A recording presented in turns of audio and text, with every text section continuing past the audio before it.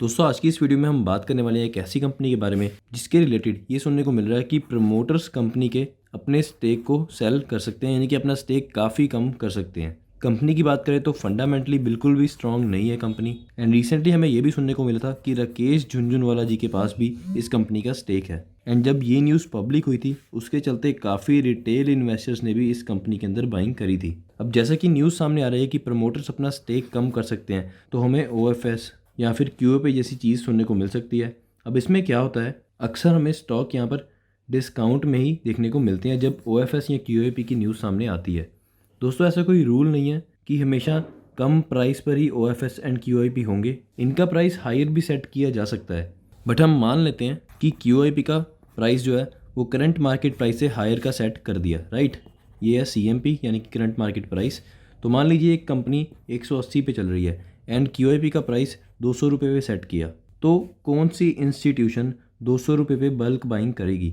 कोई भी नहीं करेगी। वो बोलेंगे हम मार्केट से माल उठा लेंगे कम प्राइस पर, 180 पे तो मार्केट में मिल रहा है, राइट। एंड यही अगर हम बात करें कि QOP का प्राइस मार्केट के प्राइस से कम सेट किया गया, आप मान लीजिए 160 का सेट किया गया, तो जो इंटरेस्टेड इंस्टीट्यूशंस हैं वो 160 पे बल्क बाइंग करने को रेडी हो जाएंगी, क्योंकि मार्केट के प्राइस से डिस्काउंटेड प्राइस पर स्टॉक्स मिल रहे हैं। तो इसीलिए अक्सर QOP एंड OFS जैसी चीज़ें हमें डिस्काउंटेड प्राइस पर देखने को मिलती हैं एंड बाद में मार्केट प्राइस भी उसके अकॉर्डिंग एडजस्ट होता हुआ नज़र आता है। तो दोस्तों कंपनी के नाम के ऊपर डायरेक्टली जाने से पहले मैं आप लोगों को यहाँ पर कंपनी के शेयर होल्डिंग पैटर्न की ओर लेकर जाना चाहूँगा, जिसमें कि पब्लिक होल्डिंग पर अगर हम नज़र मारें तो यहाँ पर राकेश झुनझुनवाला का नाम हमें देखने को मिल रहा है। उनकी करंट होल्डिंग जो कि सितंबर 2021 का डाटा यहाँ पर अवेलेबल है, आप लोग देख सकते हैं 1.08% की देखने को मिल रही है। एंड जून में जब न्यूज़ पब्लिक हुई थी कि उन्होंने स्टेक बाय किया है इस कंपनी के अंदर, आप लोग देख सकते हैं 2.17% का स्टेक था, जो कि न्यूज़ हमें पब्लिक होती हुई नज़र आई थी। उसके बाद आप लोग देख सकते हैं उन्होंने काफ़ी सेलिंग करी, लगभग 1% का स्टेक अपना कम कर दिया, जिसकी न्यूज़ अभी तक सुनने को नहीं मिली है। तो जब ऐसी बाइंग की न्यूज़ आती है, आप लोग देख सकते हैं जो हमारे रिटेल इन्वेस्टर्स होते हैं वो 28% से 35% तक आते हुए नजर आए। एंड मोस्टली रिटेल इन्वेस्टर इसलिए बाय करते हैं कि बड़े इन्वेस्टर्स जैसे राकेश झुनझुनवाला ने इस कंपनी में बाइंग करी है तो हम भी कर लेते हैं, हमें भी अच्छी रिटर्न्स मिल जाएंगी। आप लोग देख सकते हैं जब उन्होंने बाइंग करी थी तो सारे रिटेल इन्वेस्टर्स ने भी करी, बट जब उन्होंने सेलिंग करी तो रिटेल इन्वेस्टर्स को पता भी नहीं लगा और वो बीच में फंसे रह गए यहाँ पर। तो अक्सर ऐसी ही चीज़ें देखने को मिलती हैं अगर आप ब्लाइंडली फॉलो करेंगे इन बड़े इन्वेस्टर्स को। एंड दोस्तों इसके बाद अगर हम प्रमोटर्स की होल्डिंग की बात करें तो आप लोग यहाँ पर देख सकते हैं एक ट्रस्ट का नाम हमें देखने को मिल रहा है, समीर गहलोत LBH ट्रस्ट, जिनके पास करेंटली लगभग 14% की होल्डिंग देखने को मिल रही है।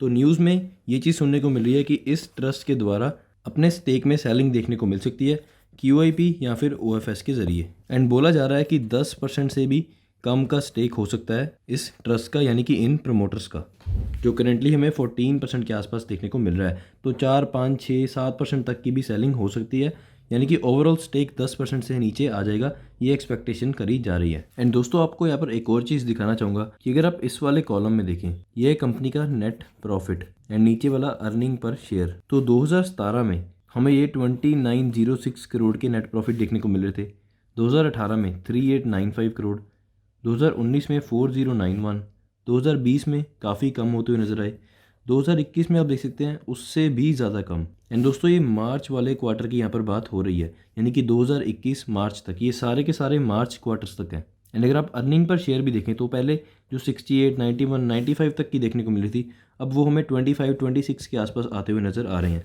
तो कंपनी का बिजनेस टाइम के साथ साथ अगर हम पिछले 5-6 साल की बात करें तो डाउन जाता ही जा रहा है, जाता ही जा रहा है। एंड प्रमोटर्स को भी ये बात पता होती है कि आने वाले टाइम में कंपनी की वैल्यू बढ़ने वाली है या कम होने वाली है, बिजनेस बढ़ने वाला है या कम होने वाला है। एंड इसी चीज़ों के चलते प्रमोटर्स या तो कंपनीज में अपना स्टेक इंक्रीज़ करते हैं या फिर डिक्रीज़ करते हैं कंपनी की फ्यूचर वाली परफॉर्मेंस को देखकर। दोस्तों यही हिंट्स होते हैं जिनको देखकर आपने कंपनी में से एग्जिट करना होता है।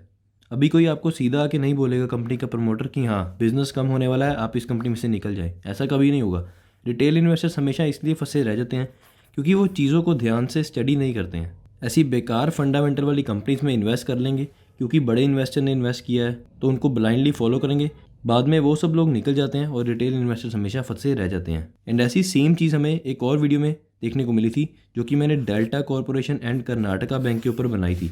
जिन लोगों ने वो वीडियो नहीं देखी डिटेल में, तो आप लोग यहाँ पर आई बटन पर क्लिक करके देख सकते हैं। मैं यहाँ पर वो वीडियो को अटैच कर दूंगा, बहुत ही इंपॉर्टेंट वीडियो थी रिटेल इन्वेस्टर्स के लिए। अब दोस्तों इस कंपनी की बात करें जिसके बारे में मैं यहाँ पर बात कर रहा हूँ, तो आप लोग यहाँ पर नाम देख सकते हैं, India bulls housing finance limited की बात हो रही है।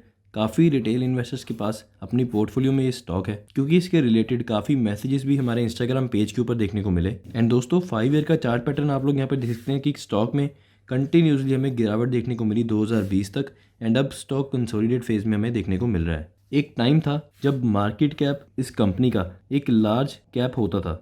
आज की बात करें तो 10,000 करोड़ से भी नीचे को आती हुई नज़र आ रही है ये कंपनी, यानी कि इतना स्मॉल मार्केट कैप रह गया है। किसी टाइम पर लार्ज कैप कैटेगरीज में ये कंपनी आती थी। तो मोस्टली रिटेल इन्वेस्टर्स का ये भी क्वेश्चन आया था हमारे इंस्टाग्राम पेज के ऊपर कि कंपनी की सर पीई रेशियो तो इतनी अच्छी है, यानी कि कंपनी अंडर वैल्यूड है, तो इसे बाय क्यों नहीं करना।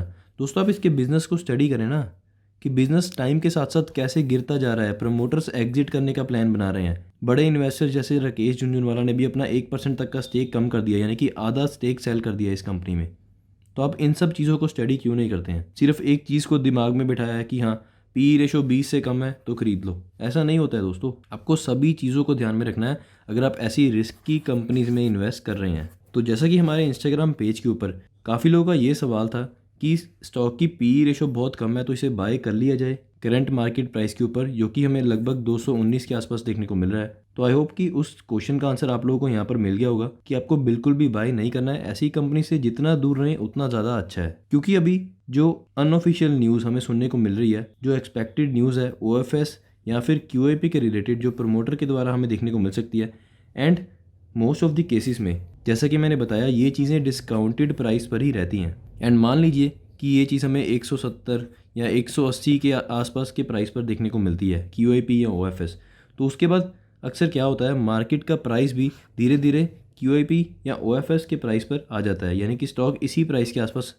अपने आप को एडजस्ट कर लेता है। जैसे कि हमें येस बैंक में देखने को मिला था, जब येस बैंक 25 रुपीज़ के आसपास ट्रेड कर रहा था, एंड ऐसी चीज़ हमें देखने को मिली थी 12 रुपीज़ के आसपास जो अलॉट किए गए थे इंस्टीट्यूशंस को शेयर्स, एंड साथ ही साथ में बड़े इन्वेस्टर्स को भी। तो बड़े इन्वेस्टर्स ने बाय भी कर लिया था उस टाइम पर। ये सोचा था कि हाँ करंट मार्केट प्राइस 25 के आसपास चल रहा है तो 25 पर सेल करके प्रॉफिट कमा लेंगे। बट हुआ क्या, जब कंपनी का OFS ख़त्म हुआ जो कि 12 रुपये के प्राइस पर रखा गया था, तो स्टॉक का प्राइस भी हमें उसी के हिसाब से एडजस्ट होता हुआ नज़र आया। एंड आप लोग देख सकते हैं आज की डेट में 13 रुपये के आसपास येस बैंक ट्रेड करता हुआ नज़र आ रहा है। तो इसमें भी चांसेस हैं कि अगर QIP या OFS देखने को मिलता है डिस्काउंटेड प्राइस पर, तो कंपनी का प्राइस और भी नीचे गिर सकता है, उस OFS या QIP के प्राइस तक जा सकता है। तो मेरी तो यही सजेशन रहेगी कि जिन लोगों के पास भी ये कंपनी है आप या तो इसको एग्जिट कर दें, एंड जिन लोगों के पास ये कंपनी नहीं है वो जितना दूर रह सकते हैं ऐसी कंपनी से उतना दूर रहें। क्योंकि अगर आप इस सेक्टर में बाइंग करना चाहते हैं, यानी कि हाउसिंग फाइनेंस के सेक्टर में, तो आप लोग HDFC में क्यों नहीं बाई करते। बहुत ही अच्छी फंडामेंटल वाली कंपनी है, मार्केट लीडर यहाँ पर देखने को मिल रही है। तो आप ऐसी अच्छी कंपनीज में बाय करें ना, अगर आप ऐसे सेक्टर में बाय करना चाहते हैं। आपको ऐसी बेकार कंपनीज में क्यों जाना है जिनके फंडामेंटल्स बिल्कुल ही बेकार हैं, एंड लॉस होने के चांसेस बहुत ही ज़्यादा हैं कि अपनी आप कैपिटल लूज़ करेंगे ही करेंगे। अगर प्रॉफिट की बात करें तो चांसेस बहुत ही कम है। एंड यही चीज़ अगर हम HDFC की बात करें तो लोग बोलते हैं सर स्टॉक बहुत महंगा है, 3,000 का स्टॉक है। एंड दोस्तों ऐसे ही मैसेजेस हमें तब भी सुनने को मिले थे जब ये स्टॉक 2,000 के प्राइस पर था कि सर स्टॉक बहुत महंगा है, 2,000 का स्टॉक है, हम एक स्टॉक बाय करेंगे तो हमारे 2,000 रुपये लग जाएंगे।